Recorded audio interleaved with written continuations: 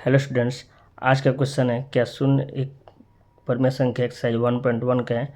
क्या इसे P by Q के रूप में लिख सकते हैं जहाँ पी और क्यू कोई पूर्णांक है। देखिए फर्स्ट क्वेश्चन है कि क्या शून्य परमेय संख्या है, तो हाँ शून्य कौन संख्या है, परमेय संख्या है। और इसे पी बाई क्यू के रूप में लिख सकते हैं। पी बाई क्यू मान लीजिए 0 है तो 0 को लिख सकते हैं हम 0/1, 0/2 और 0/3।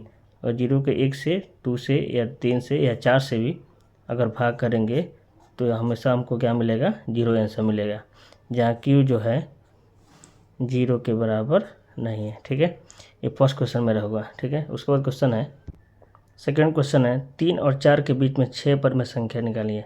3 और 4 के बीच में, देखिए सेकंड क्वेश्चन, 3 और 4 के बीच में 6 परमेय संख्या निकालना है। 6 तो 6 है तो इसको मान लेंगे 6 + 1 बराबर कितना होगा, 7। ये ट्रिक है, अगर 6 मानना होगा, अगर 6 निकालना होगा तो 6 + 1 7 होगा। जितना निकालो उसमें 1 हम जोड़ देंगे। और पहला है संख्या 3 और दूसरा है 3 और 4, तो इसमें हम ऊपर नीचे क्या करेंगे, 7 से गुणा कर देंगे। ठीक है, 7 से गुणा करेंगे तो आएगा 3 × 7 = 21/7 और 4 × 7 = 28/7। और 21 अब 28 के बीच में देखिए क्या क्या आता है। 21 के बाद क्या आता है, 22/7, 23/7, 24/7, 25/7, उसके बाद 26/7 और उसके बाद आएगा, यही आपका हो गया 5 परमेय संख्या, 6 परमेय संख्या हो गया। ठीक है, चलिए 22, 23, 24, 25, 26 और 26 के बाद क्या होगा, 27/7। ये आपका होगा कितना, परमेय संख्या 6। 1 2 3 4 5 6, ये आपका क्या हो गया, आंसर हो गया। नेक्स्ट क्वेश्चन जो है क्वेश्चन नंबर 3। क्वेश्चन नंबर 3 में यही क्वेश्चन है कि 3/5 और 4/5 के बीच 5 परमेय संख्या निकाल।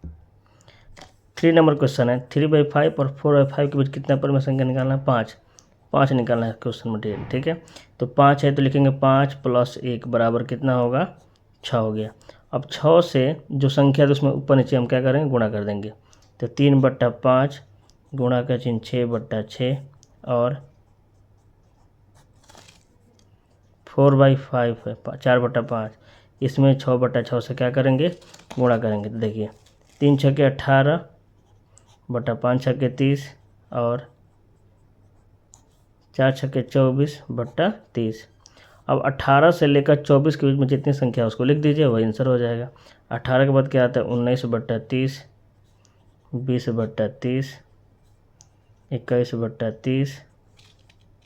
22/30, 23/30, कुल 5 परमेय संख्या हमारी हो गई। ठीक है, यही आपका क्या हो गया, आंसर हो गया। इसमें क्या था कि 5 परमेय संख्या निकालना है, तो कितना लिखेंगे, 5 में 6 जोड़ देंगे तो 6 आएगा। जितना निकालना होगा उसमें 1 हम क्या करेंगे, ऐड कर देंगे। नेक्स्ट क्वेश्चन है कि नीचे दिए गए कथन सत्य है असत्य है, कारण के साथ अपने उत्तर दीजिए। पहला क्वेश्चन है प्रत्येक प्राकृत संख्या एक पूर्ण संख्या होती है, तो इसका आंसर हो गया सत्य है, सत्य है। क्यों, देखिए प्राकृत संख्या पूछ रहा है पूर्ण संख्या होती है कि नहीं, तो प्राकृत संख्या में आता है 1 से लेकर 9 तक, यानी सभी गिनती की संख्या।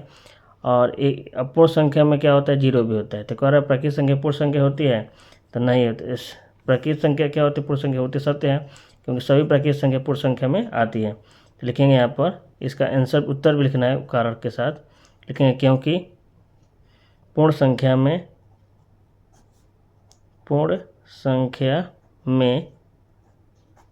क्योंकि पूर्ण संख्या में सभी प्राकृत संख्या होती है, सभी प्राकृत संख्या होती है। सेकंड क्वेश्चन है कि प्रत्येक पूर्णांक एक पूर्ण संख्या होती है। जितना भी पूर्णांक होता है एक पूर्ण संख्या होती है। तो देखिए पूर्णांक में आता है ऋणात्मक संख्या है, तो ऋणात्मक संख्या पूर्ण संख्या नहीं होती है, तो इसका होगा आंसर असत्य। दूसरा का होगा असत्य, क्योंकि मान लीजिए, क्योंकि यहाँ लिखेंगे क्योंकि, कारण भी लिखना है, क्योंकि -1 या -2 या -3 ये सभी क्या होती हैं, पूर्णांक संख्या होती है, पूर्ण संख्या नहीं होती है। तो लिखेंगे क्योंकि -1 एक पूर्ण संख्या नहीं है, पूर्ण संख्या नहीं है। आप यहाँ कुछ भी लिख सकते हैं, -1 -4 कुछ भी लिख सकते हैं। 3 नंबर क्वेश्चन है, प्रत्येक परमेय संख्या एक पूर्ण संख्या होती है। तो देखिए परमेय संख्या कभी पूर्ण है, क्योंकि परमेय संख्या को बट्टा में रहता है, जैसे 1/2, 2/3, 3/4, और पूर्ण संख्या 0 से लेकर गिनती की संख्या होती है। तो ये भी क्या है, असत्य है। 3 नंबर भी क्या है, असत्य है। और लिख देंगे क्योंकि परमेय संख्या जैसे मान लीजिए 2/3, 3/4, 1/2 कुछ भी, क्योंकि 2/3 एक परमेय है, एक परमेय संख्या है, एक परमेय संख्या है, लेकिन क्या नहीं है, पूर्ण संख्या नहीं है। एक बार रिपीट देख लीजिए, प्रत्येक प्राकृतिक संख्या पूर्ण संख्या होती है, तो इसका आंसर क्या होगा, सत्य है, क्योंकि पूर्ण संख्या में सभी प्राकृतिक संख्या होती है। प्रत्येक पूर्णांक एक पूर्ण संख्या होती है, तो प्रत्येक पूर्णांक एक पूर्ण संख्या नहीं होती है, सत्य है, क्योंकि -1 एक पूर्ण संख्या नहीं है। ठीक है। 3 नंबर है, प्रत्येक परमेय संख्या एक पूर्ण संख्या होती है, तो ये असत्य है, क्योंकि 2/3 एक परमेय संख्या है लेकिन पूर्ण संख्या नहीं है। Thanks for watching.